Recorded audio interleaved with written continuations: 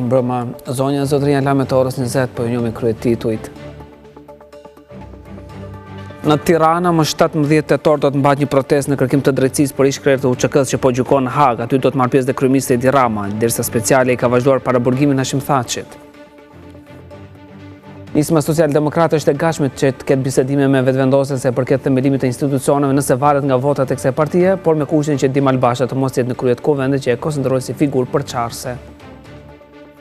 Federata Suedeze e Futbollit ka vendosur që të shkarkojë trajnerin e vet pas performancës katastrofike. Goli Fisnik Aslanit i dha dje Kosovës 3 pikë në Gothenburg.